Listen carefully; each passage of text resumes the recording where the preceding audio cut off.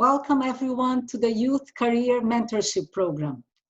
Last Thursday, we began this series with a presentation by Professor Kalberg on how we can move beyond the culture of contest. If you missed it, we will soon have his talk on our website. The presenters in this series have not only achieved excellence in their field of work, but have also applied their knowledge and expertise to address different types of social injustices and have advanced inclusion and equity at the local and global levels. We hope that throughout this series, we can collectively learn how to direct our talents and passions to the service of our communities, what principles should guide our work in order for this purpose to be fulfilled, how our work can build unity across cultures and peoples, and how work done in a spirit of service to others can unlock human capacity and release our creative powers. This morning, we are honored to have with us Professor Michael Penn. Those of us who have had the opportunity to meet him in person and listen to him speak cannot help but be at awe of how naturally he connects to every human soul. There are many inspiring stories I could share about Professor Penn, like when I first met him in a large conference and in the midst of his talk, he started to sing with the most heart-rending voice to dream the impossible dream and had the whole audience in tears.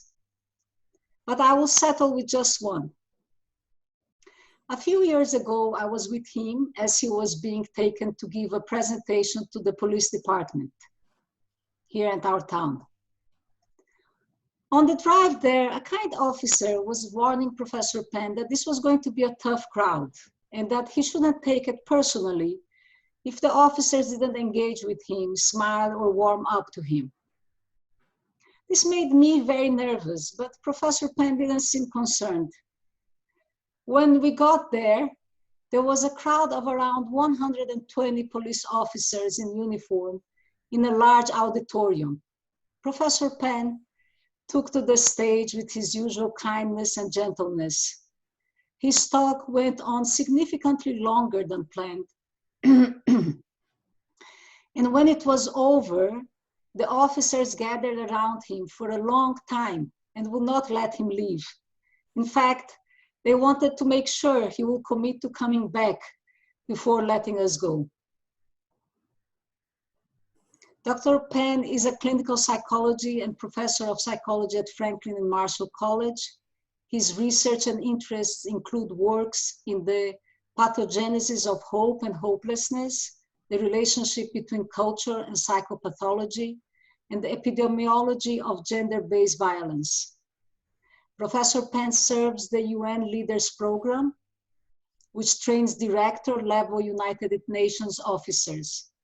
He is the author of Overcoming Violence Against Women and Girls, the international campaign to eradicate a worldwide problem, Moral Trauma and Analysis of Acrasia and Mental Health, and Interdisciplinary Perspectives of Human Rights and Human Dignity.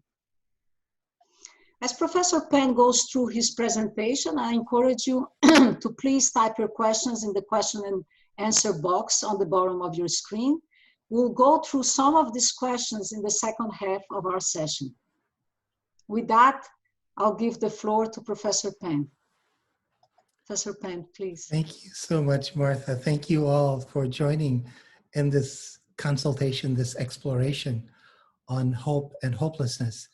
I was telling Martha before we began that I would not share a formal talk simply because this is an extraordinarily busy time in your life and also in my life as well. But I wanted to share with you some observations, some stories, some things that we have gathered in the laboratory, in our work in different parts of the world, concerning the sources of hope and hopelessness. With your permission, what I'll do is I'll start by sharing my screen. If I can share my screen, then you can follow along some of my slides. Let's see here.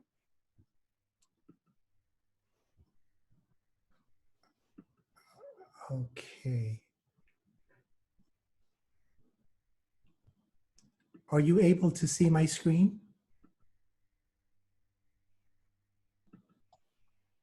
No, are you able to see my screen yet? Not yet.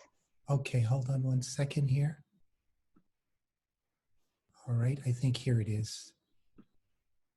We Share, can see it okay. now. Yes. Okay, wonderful.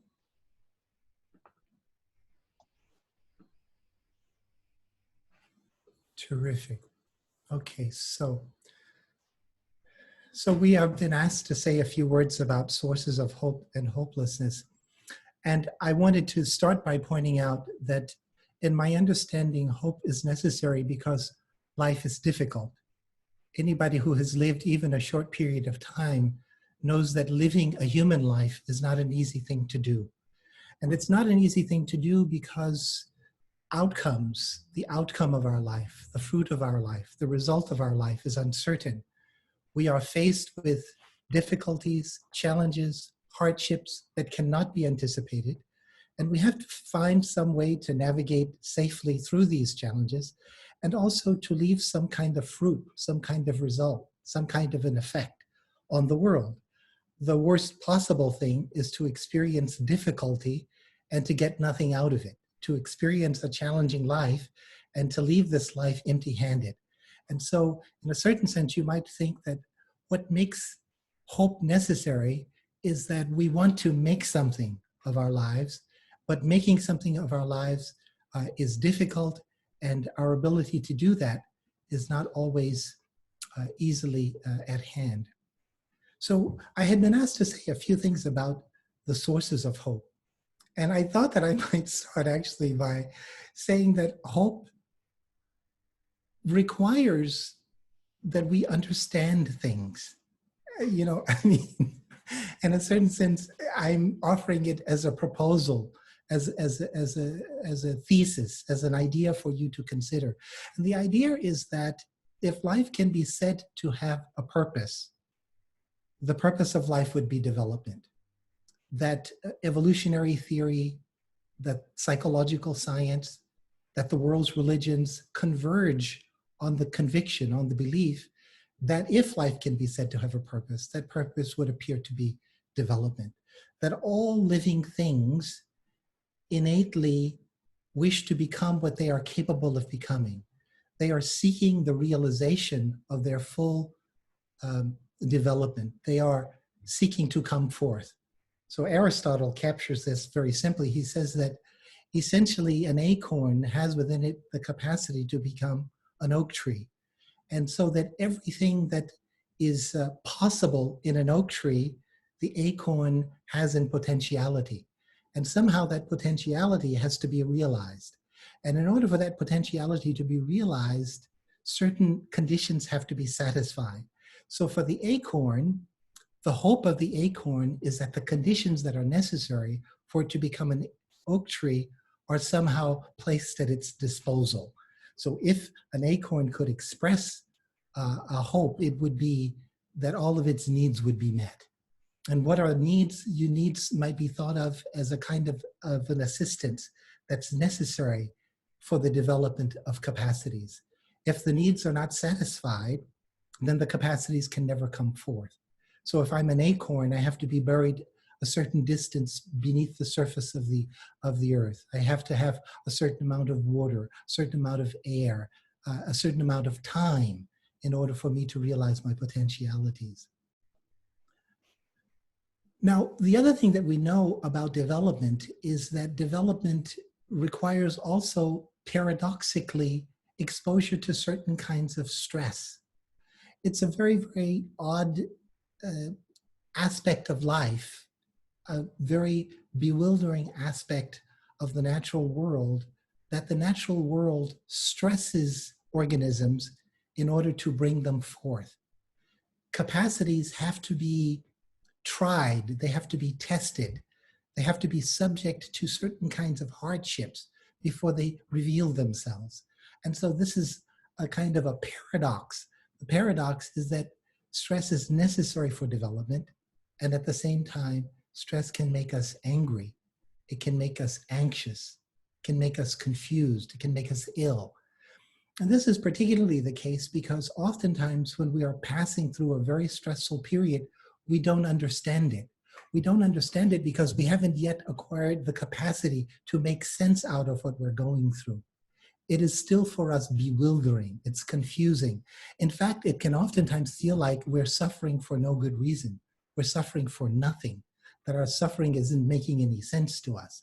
And so in those times, it's very tempting for us to, of course, abandon the whole effort to suffer in a way that will reap any harvest. I suppose that the wonderful story of Sisyphus, the myth of Sisyphus. Most of you are familiar with the myth of Sisyphus. Sisyphus is cursed to push a rock endlessly up at the top of a very steep hill. And every time he reaches the top, it rolls back down to the bottom. And so the absurdity of this eternal effort is, of course, the Greek notion of hopelessness. To be hopeless is to be exercising effort, to be trying, to be pursuing something, but to derive no benefit whatsoever from one's endeavor. Of course, one of my favorite stories in this panoply of myths is, of course, the story of Oedipus. You remember that Oedipus is, when he is a little boy, his father severs his Achilles tendon and leaves him on the side of the road for him to die. But a shepherd sees this young boy and decides that he will take this boy and care for him and leave him in the care of a family. And this family raises Oedipus. They raise him until he becomes a teenager. And when he becomes a teenager, he, not knowing that he had been an orphan, that he had been, in fact, abandoned by his family, he is going around and he enters a tavern, and inside that tavern he hears some men speaking, and they say, that boy Oedipus, he is adopted and he will have a very, very terrible future. And they say that the oracle at Delphi had prophesied that Oedipus is going to murder his father, marry his mother, and sire a child, which will be his sister. When Oedipus hears this, of course, he thinks, this is hideous, this is horrible. I would not wish to have that fate. And so he leaves his home. And when he leaves his home, he sets out actually to fulfill that prophecy unwittingly. So he finds himself on a road, and while he's on this road, he encounters a man who is coming in a chariot, riding in the opposite direction. And when the chariot comes abreast of him, the charioteer hits him and says, get out of the way. And this makes, of course, Oedipus absolutely furious. And so he jumps off of his horse and he hits the man in the head who's driving the chariot. And the man inside the chariot gets out and begins to fight with Oedipus as well. And so he kills them both. And he continues on his way. And when he arrives at a city called Thebes, he encounters a sphinx. The sphinx will allow anyone, as you will remember, to pass. But if you wish, you could try to solve the riddle of the sphinx. If you want to solve the riddle of the sphinx, you have to actually offer your life if you fail. And so suddenly we see Oedipus, who's still a young man, he's still a teenager, and he says to the sphinx, I would like to try. I would like to try to solve the riddle. And as a teenager, as you know, he solves the riddle of the sphinx. And so his reputation spreads wide. They say, this young boy, Oedipus, is very wise. And some time passes, and the people of Thebes, the country into which he migrates, discovers that they have lost their king, that their king has been murdered. And because this young man seems very wise, they say, Oedipus, would you consider serving as the king of Thebes? And he, of course, serves as the king of Thebes very, very wisely. And he takes as his wife, this woman who has been widowed because her husband has been killed. And they have these wonderful children, Antigone and Ismen, and they have some boys. And so they're living a wonderful life. And then, of course, things start to go badly. And we learn that the gods are not pleased with Thebes. And they're not pleased with Thebes because there is a terrible person who has taken up residence there. And the people of Thebes are going to be made to suffer because of this terrible person who lives among them. And so, of course, the King Oedipus, wants to find out who this terrible person is. And so he says that we must discover who has brought dishonor to Thebes. And his advisor says, Oedipus, I don't think you would want to know who has brought dishonor to Thebes. I think that it would be disappointing to you. But because Oedipus is so courageous and so noble-minded, he says, we must know what is the cause of this. And as you know, of course, it turns out that they discover in Thebes that the king of Thebes had murdered unwittingly the former king of Thebes. The man that he had met on the road had been the former king of Thebes. And in fact, that man also turned out to be his biological father, who had tried to murder him when he was a child. And so the man that he has killed, of course, he has killed in perfect harmony with the vision of the oracle, who had prophesied that he would murder his father, marry his mother, and sire these children, which would be his sister. Well, when he discovers what he has done, he takes the golden brooches from his vestments, from his cloak, and he plunges them into his eyes, and he goes into a long exile. And in this long exile, he has untold difficulties, unbelievable hardships. His daughter, Antigone, travels with him. When he's in the very evening of his life, when he's very, very old, very, very tired, he remembers that the gods had given two prophecies. The second prophecy was that he would be buried at a city called Colonus. And so he says to Antigone, his daughter, he says, take me to Colonus.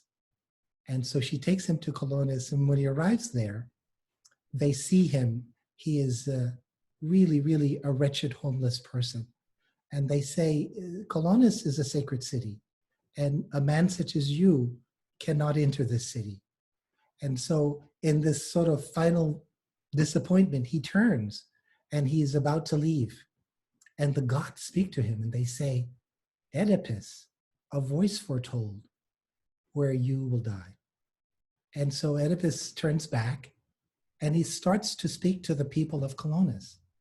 He says to the people of Colonus, one of the most beautiful speeches ever written in literature.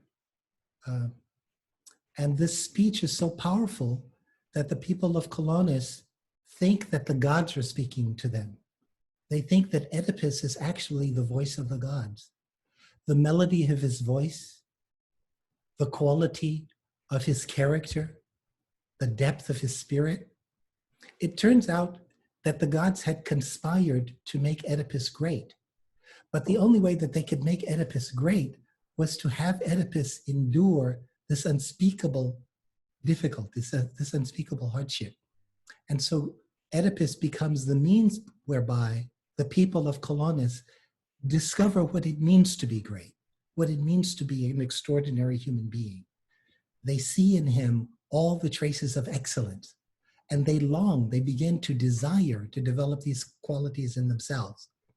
And so this story captures so much of what it means to live a life, because oftentimes, of course, we are living a life that is confusing, that is difficult, and the hope would be that the life is somehow trying to bring forth certain qualities in us. When I was visiting Kansas some time ago, I shared with you this image, and I spoke to you briefly about an idea that has emerged in psychology called the zone of proximal development. I don't know if you remember that, but I had said to you that this X represents everything that I am capable of at this present moment. That's everything that I am able to do now. And in order for me to develop, I have to experience some challenge, some difficulty that is outside of my current range of functioning, outside of my current ability. I had called that why. So why is that space that I could develop into if I am faced with certain challenges and I meet those challenges well. And so why is a zone in which I experience the possibility of development. And so the psychologist called Lev Vygotsky called this the zone of proximal development. And that's the zone of suffering. That's the zone of doubt. That's the zone of difficulties. That's the zone in which we need to have special access to resources that would keep us hopeful. That's the space in which our hopefulness is seriously challenged. And one of the things that we have discovered in our laboratories as we explore empirically the nature of hope and hopelessness is that it's in those periods when we are faced with threats that these threats offer both the possibility that we might develop as a consequence of them, but also that we might become ourselves harmed by these threats. So threats are paradoxical because they offer potential for development, but also the potential for developing some really, really nasty qualities. And so we're interested in how people respond to various kinds of threats. When a threat is experienced by me, what happens is it awakens in me some degree of anxiety. The anxiety is actually designed to enable me to respond to the threat. Now, if I perceive that the source of the threat is potentially controllable by me, threats become challenges. And these challenges inspire me to mobilize my resources, my psychological, my social, my spiritual resources in order to face those challenges. And when I mobilize my resources to face those challenges, I begin to develop these inner resources. I begin to come forth. The other response, of course, is that I can become angry and fearful. And when I become angry and fearful, anger and fear are kinds of emotions that are relatively primitive. In other words, they're the kinds of responses that animals have to challenging situations. And these challenging situations cause animals to become aggressive. Or they become fearful and they hide and they flee. For human beings, when we develop a habitual pattern of responding to threatening situations by becoming angry or fearful, then our capacities, the range of our capacities is not extended. In order for us to develop our human qualities, our human capacities, we have to figure out ways to respond to threatful situations in ways that are creative. These creative responses extend the reach of our capacities as human beings. The other thing that threats do is that threats challenge us or force us oftentimes to abandon our values. Sometimes it's a really, really good thing to abandon our values because we have the wrong values. We have values that ought to be abandoned. These values are unhealthy values. These values are destructive to ourselves and to others. And so when we experience certain kinds of stress, these forms of stress are oftentimes telling us that the way that we are approaching life, that our values, that our orientation to life needs to be really deeply rethought, that our approach is not going to be productive of good outcomes. And so we must abandon these values and pursue other ones. But other times, of course, we have excellent values. We have really, really good values, but they are really difficult to exercise those values when we find ourselves in very stressful situations. The American people, as you know, are in a situation in which we find ourselves confronting our values. We find ourselves as a people, as a nation, asking ourselves, what should we value and why should we value it? What should animate our striving? What should we hope for and why? This is what happens whenever a people or an individual finds themselves in very difficult situations. It invites very deep reflection. And this deep reflection provides an opportunity for us to grow.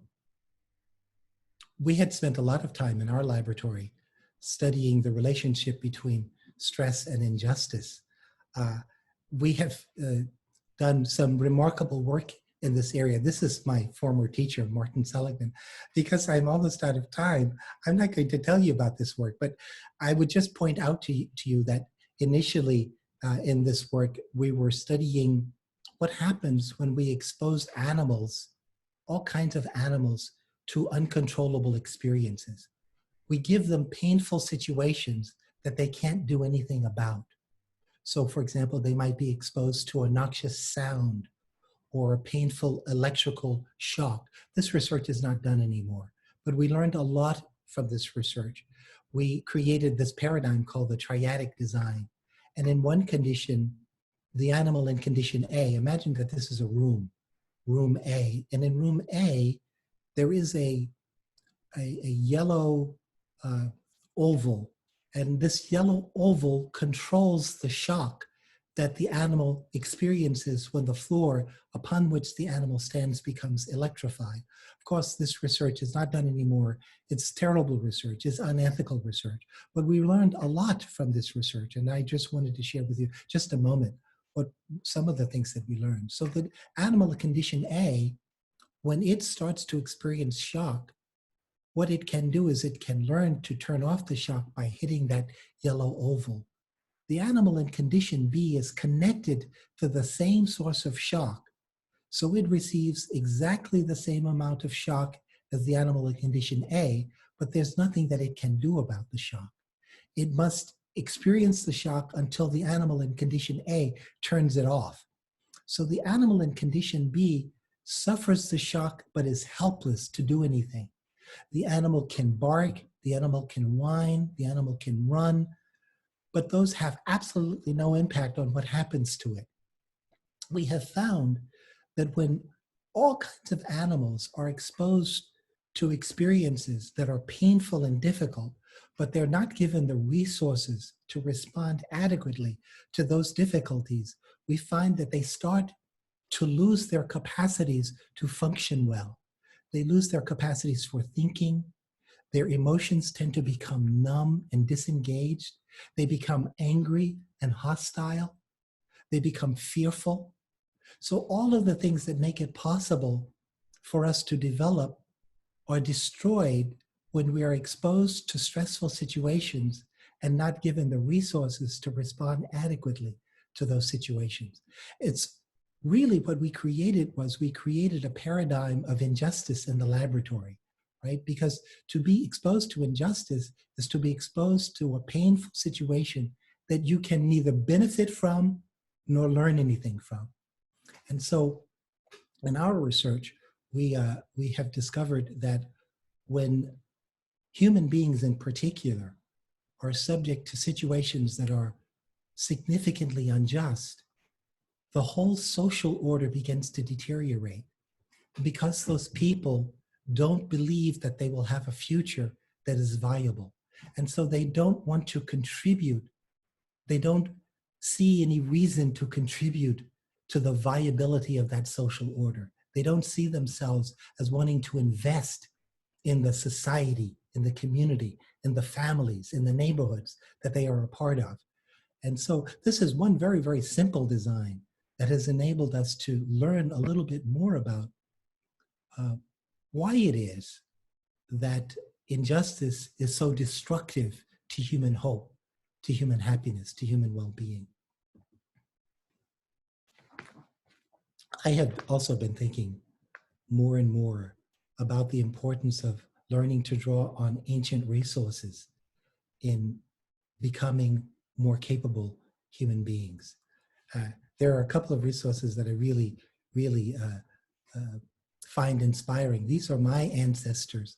This is a picture of my grandmother, of her mother, and of her mother's mother. And of course, these are ancestors of, these are the the former slaves. So my great-great-grandmother was a slave, and she had been kind enough to scrape together a little bit amount of money. And that little bit amount of money enabled us to get a piece of land. And that piece of land was the land upon which I was born. When I was born, my grandmother enabled my mom and us to live in her house.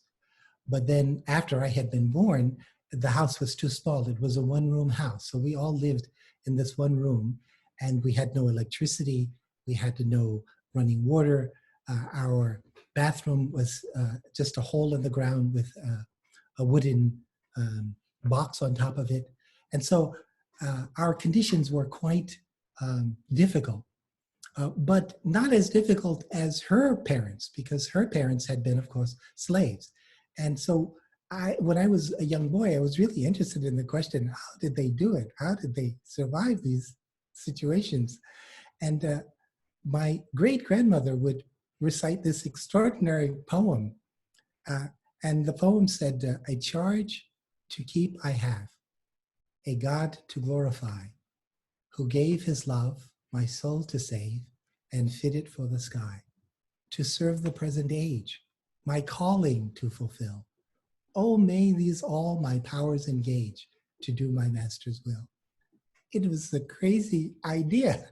The idea was that if she lived her life with the most nobility possible, given her situation, that she would in fact take a harvest from this life, that no one could deprive her of the benefit of her existence if she conducted herself with the greatest nobility possible under the circumstances. She was a remarkable person. I mean, they look like they are nothing. I mean, in the eyes of modern society, you would think, oh, these are just poor African-American people.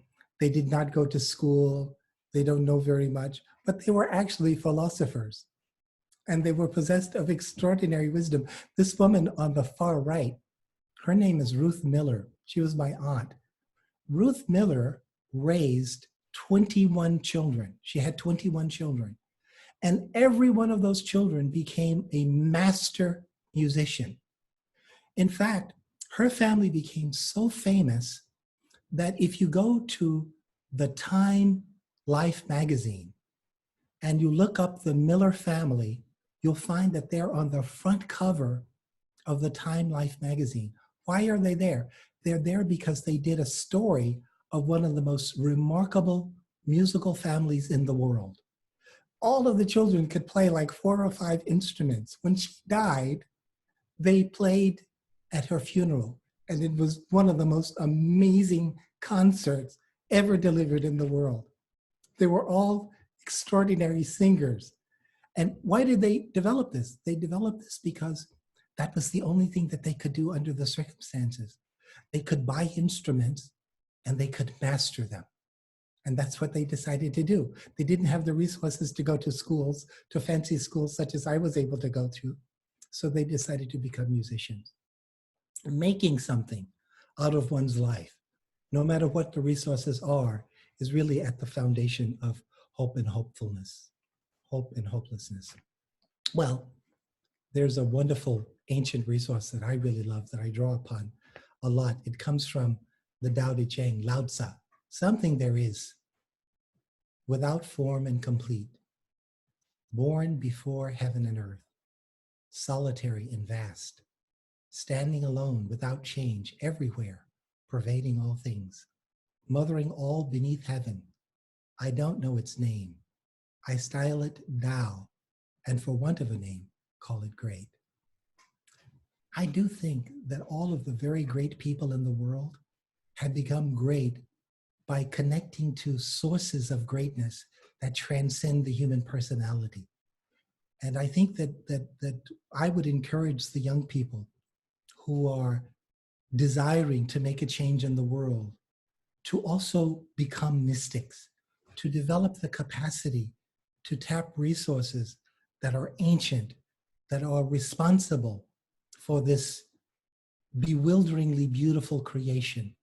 I mean, imagine we are sitting on this blue dot, hurling through space, at 650,000 miles an hour.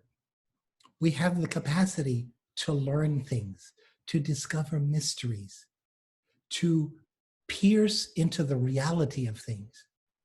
And because we have this extraordinary capacity, we also have the capacity to be enormously destructive. We can be monsters. We can become the most hideous of all creatures. And I think that developing the capacity to connect with that which is sacred, with that which is ancient and beautiful, is really important for our coming forth as a human species. And so I always try to encourage my students to cultivate. My dad was a Native American. Maybe I'll stop with this final thing. I'm so sorry. There's so much more that I wanted to share, but I'm starting to probably get on your nerves. But my dad was a Native American. And the Native Americans, I really, really love them. I love the Native Americans. I wish you could learn more about them. My dad was very, very quiet, but he had such noble aspirations. He was such a decent man. And the Native Americans would say this beautiful prayer. They would say, "Oh, great spirit, whose voice I hear in the wind, whose breath gives life to the world. Hear me. I need your strength and wisdom.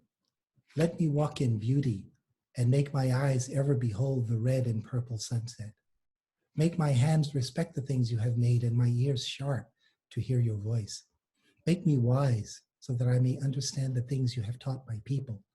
Help me to remain calm and strong in the face of all that comes towards me.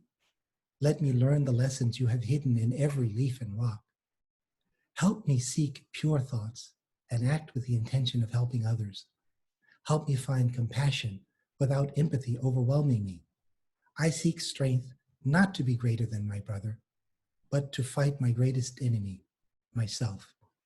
Make me always ready to come to you with clean hands and straight eyes, so when life fades as the fading sunset, my spirit may come to you without shame." I really love that. Thank you so much for allowing me to share some thoughts, and I do apologize for going on longer than I should have. Please, Martha. Dear Michael, this is so wonderful. As always, I have to keep myself from crying. I don't know, even on Zoom, you have that impact. Since we could go on for a long time, I want to invite the friends to please type your questions on the question and answer box, and then we will go through them, to as many as we can as you're typing them in. There is a question here about, you were talking about responding to stress or to threat, responding to a threat in creative ways, right? Seeing it as a challenge. When we look at society, if you could change a couple of elements, 1, 2, or 3,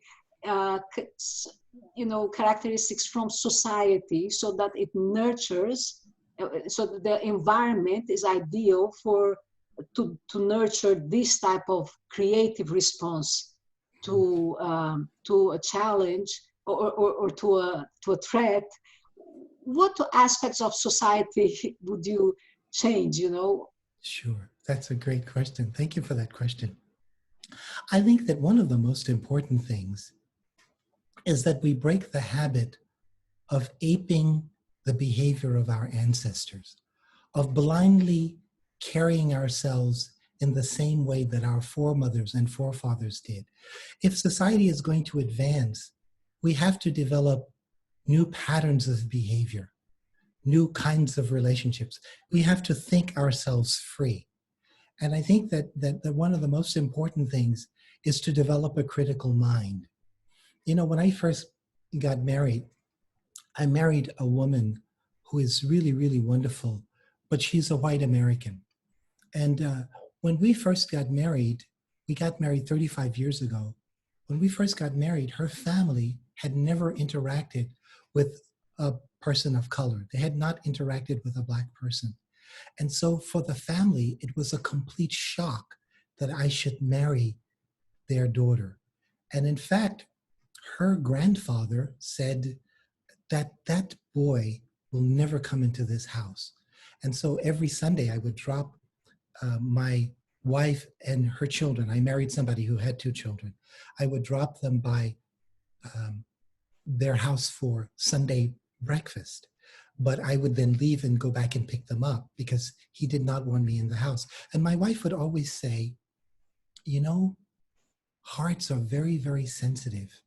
And if you are wise, you will be able to illumine his heart. And I believe that my wife was correct in this. So I just I never complained. I never objected to it. 4 years pass and my phone rings. And who is on the phone? It is this man. And he says, hi, this is Charlie. I wanted to tell you that I am so embarrassed that I have treated you in the way that I have treated you. You really are such a nice person. Please forgive me for being so rude. I want to buy you a wedding present. He sends me a table and 4 chairs. I leave, I go to Switzerland. I'm living in Switzerland and he's on his deathbed. And what does he say? He says, where is Michael?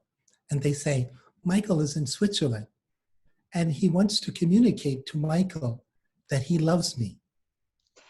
I think that the city of the human heart must be awakened to new possibilities. It must be illumined with new forms of light.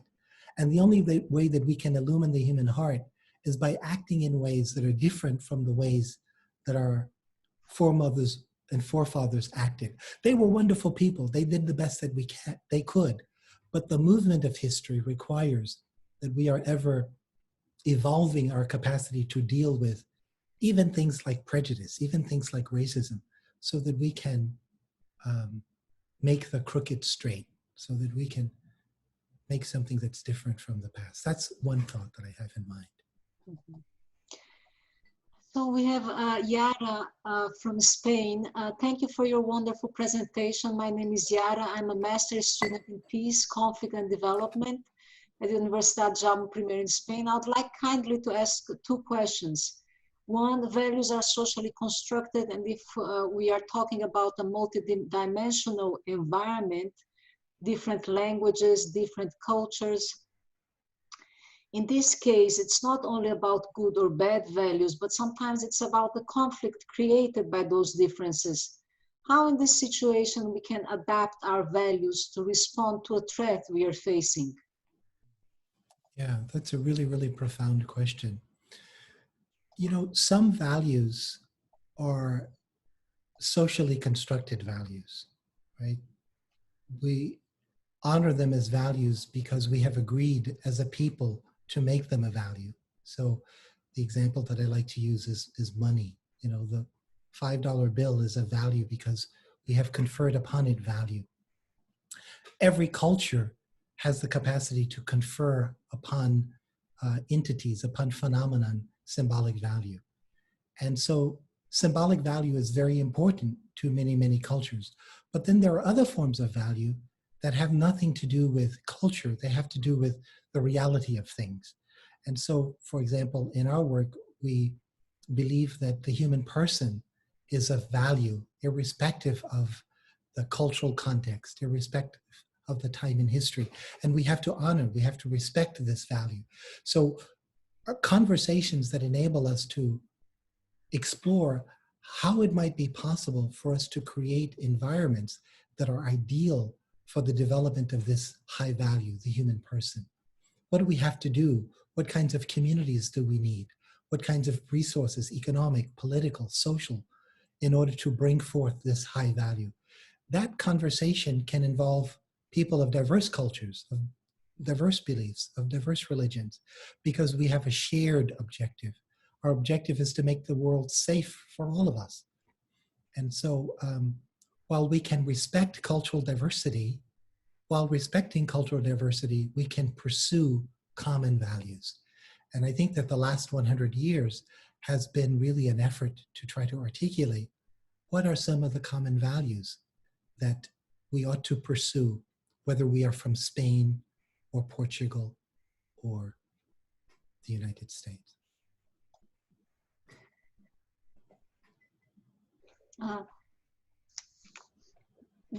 This is a question from Bahia, Brazil. You mentioned about your family's history and the way you coped with hardships and advanced in life, despite the lack of material resources. Could you please expand on the idea of development as something that goes beyond the material means? Greeting Yeah, from Bahia, Brazil. yeah, thank you. Oh, how wonderful. Thank you so much for that wonderful question. Um, you know, it's so interesting because everything that we interact with in the material world will disappear. I have a wonderful car that I love. It's a sports car. It's an amazing machine. I wish you could drive it. But this thing is going to, in a few years, it will be rusted and it will be no more. And so when we're talking about development, we're talking about the development of capacities that will endure, that will go beyond the transitory. And so, for example, we're talking about the capacity to know new things. I mean, we're talking about the extension of the reach of knowledge and understanding. That's something that will endure.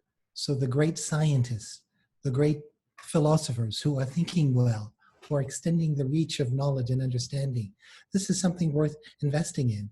And we should all seek to contribute our share to knowledge in the world. This is a value that beauty, beautiful things. We should write beautiful poetry. We should say beautiful things. We should create beautiful works of art. We should create music. These kinds of things leave impressions that endure in the world. The great museums, the great centers of art and architecture, the wonderful gardens that make the world a beautiful place. These are the kinds of things that I think developing our capacities to enrich the beauty of the world is a contribution that will endure. And then of course, transforming institutions so that institutions embody virtues. You know, imagine institutions that are more just, institutions that reflect a greater degree of compassion for the people that must work in those institutions. Those are the kinds of things that I think we can pursue that will have an enduring impact on the world. A friend is asking, I would like to hear your perspective on dealing with the loss of a loved one, like a child who has taken their life. Yeah, that's one of the most difficult things. And far be it from me to be able to enter into the kind of grief, the kind of difficulty that is associated with a hardship of that sort. These are the kinds of pains that take a long time for the heart to heal. And so I would first express my sympathy and my compassion for those kinds of experiences. I have found in my own life that there are certain kinds of hardships that can only be metabolized, that can only be worked through by turning to the deep inner resources of the human soul, the deep human resources of the human spirit. And so in those conditions, when I find myself facing tremendous grief or tremendous difficulty, I go into a kind of personal intensive care. I get up very early in the morning, oftentimes at 4 a.m., and I meditate and I seek refuge in prayer and deep contemplation. And I oftentimes find that if I'm able to do that, gradually my powers return and my grief lifts. But then it can return like a wave. And so these are not easily dealt with, not easily overcome. And you certainly have my heartfelt sympathy if you are faced with such a difficulty. I have a colleague who lost her son in this way. And yet she has the sense that that somehow, in some way, quite mysterious, he continues to be a part of her life. And I think that this is also true. One of my great teachers was Professor William Hatcher. And when Professor Hatcher was about 2 weeks away from dying himself, he summoned me to Canada to spend some time with him. And before I left Canada, I said to him, Professor Hatcher, if you die before I die, I hope that you will in some way help me, in some way inspire me. And he said, Michael, I assure you that if I die before you die, and I am capable of it, I will inspire you. I will help you. Sure enough, Professor Hatcher dies, and I have a dream. And in my dream, I'm writing with a pen, and my pen becomes bright and illumined. And I ask, why is my pen so bright? And a voice says, because Professor Hatcher is inspiring your pen. So I get the sense that those who have gone on can, even if they go on in very tragic ways, continue to help us. And we can perhaps continue to help them by making philanthropic contributions in their memory, in their names. Professor Penn, always making me cry. Another question. Thank you for the wonderful presentation. You have a very calming nature to your speech and thought patterns. I realize that much of, if not most of that, comes from within you. But what do you think your family did while you were growing up to foster this?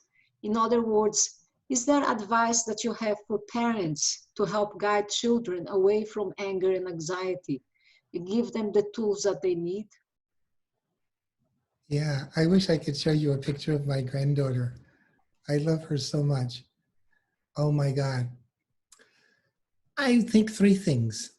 One is, strangely enough, the physical presence, the nearness of parents, the holding of children makes them strong and robust. There's something about the physical presence of parents when children are young and when they are going through difficulties. Sometimes when my grandson is having difficulty, I don't know the words, but I hold him close to my chest and I say to him, Lucas, Pop loves you so much. Can you feel my love? Can you feel it? And so part of it is simply showing the love that we have to these children when they are going through difficulty, because they will recall, they will remember when they're passing through difficulties, our love, and that will help to sustain them. So that's part of it. The second thing is telling them the stories of our own lives, telling them the stories of our own difficulties, so that they can see that we too have had hardships to bear, and that they will have hardships to bear, that this is the story of human life, so that it's not a surprise to them when they find that, oh my God, I'm suffering in a tremendous way. They will say, oh yes, Papa, he also suffered great difficulties, and he was able to hold on, and so I also can hold on. So telling stories about resilience and strength and holding forth is important. And then the third thing that I would suggest is to orient their minds towards good qualities, to talk to them about such qualities as humility. What is humility? How does humility develop? Why is humility necessary? Why is suffering necessary oftentimes to develop humility? What are some of these other good qualities that we should develop? We should have conversations about these things, because all of our difficulties and hardships are intended to cultivate within us qualities and capacities. My name is Nikita from Barbados. I'm studying at the Masters of Peace program, being critically aware of our social reality where values of peace and justice are not shared. What do you think could address those people who have no reason, or I imagine what could touch the hearts, or those who have no reason to invest in the viability of society? Yeah, that's a really good question. One of the things that I really love about the work of Michael Kohlberg that you heard from I guess, in this last encounter, is that he thinks that much of the work that we do with one another is a matter of persuasion. We are trying to persuade one another of certain truths that if we embrace these truths together, we can make the world better. And so his approach renounces force and manipulation of all kinds. We are thinking that the city of the human heart is the terrain that needs to be conquered. And how do you do that? You do that, A, by the force of example. You have to be the kinds of people, we have to become the kind of people that the world needs. And so we persuade others in part by embodying in ourselves those qualities that we think should be reflected in the world. A second thing is that we, as the young people in the Social Justice Club are seeking to do, we are trying to steer the institutions that we are a part of in directions that are more in harmony with the needs of humanity. And so we are, even as our teachers are influencing us, we are seeking to influence our teachers. We are speaking into the world in such a way as to transform social institutions, so as to transform our neighborhoods, so as to transform the clubs and the societies that we are a part of. And then, of course, if you have the capacity to write and to share your writing with others, if you are a graduate student, you will be one of the great cultural resources of the future. And so I hope that you will write and you will develop the capacity to explain things that are useful for the future of humanity. I'm sorry, Professor Penn, we have gone over time, but if, with your permission, I'll read one last question. And I apologize to those that we didn't have time to go over everyone's question. But this last question is, I'm feeling numb and hopeless as many in our society are struggling with the chronic day-to-day stress of simple survival, food, shelter, healthcare. How do we provide hope to nurture our capacities when it seems as if structural conditions are not changing to support this? Yes, you're absolutely right. It's no longer sufficient for us to make it on our own. We have to create structures that are going to support us.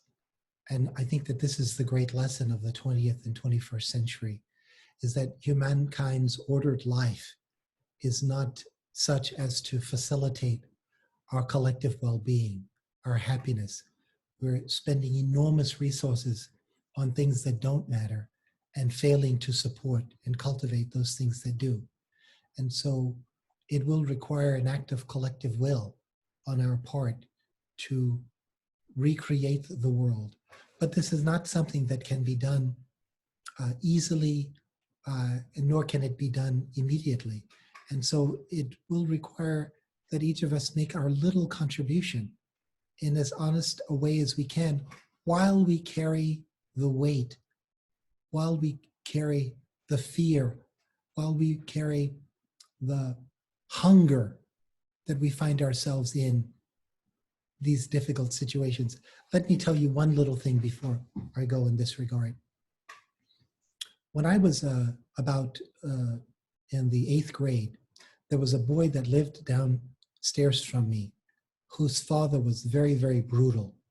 His father would beat him in such a horrible way that it would cause me to pee in the bed, even when I was older. I was so nervous, I was so frightened just hearing this interaction downstairs. But this boy, his name was Jonathan. Jonathan would always say to me, whenever he saw me, Jonathan would say to me, when I grow up, I'm going to be a movie star. I'm going to be playing in the theaters all around the world. And Jonathan would teach himself songs. He would teach himself how to tap dance. That was his only hope, that he would be able to escape from his house and he would be able to make something of his life. He would say this to me every time I saw him. Now, the thing that really amazed me was when I finished graduate school, I was driving down Broad Street in Philadelphia, and I saw a huge sign, and the huge sign said, Jonathan Sales stars in Mom's Mabley. I said to my wife, this is the guy that lived downstairs from me. I can't believe it. We have to go to this play. So we went to the play and we saw him perform. He was amazing. He was an amazing actor.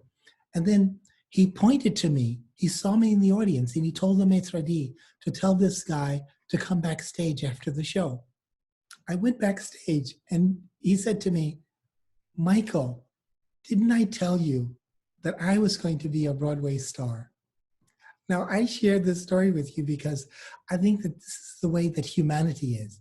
I think that humanity is passing perhaps through one of the most difficult phases of its collective life. But we have to share with one another a vision of what we could be. And we have to strive towards that vision, no matter how difficult the circumstances are. In full confidence that if we do our best to contribute our little share, the world will indeed continue to improve.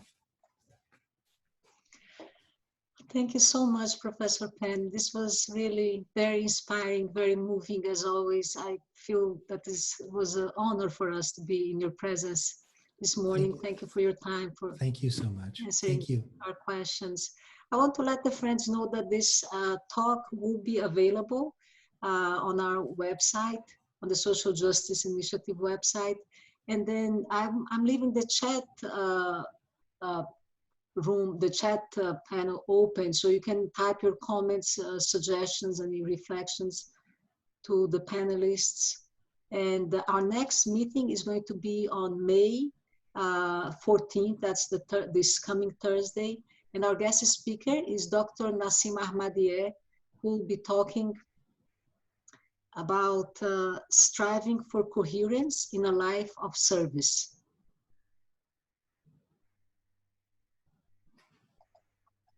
And I thank you again, Professor Penn. Thank you so much. Take care. Have a good day. You too. Bye, friends. Bye-bye.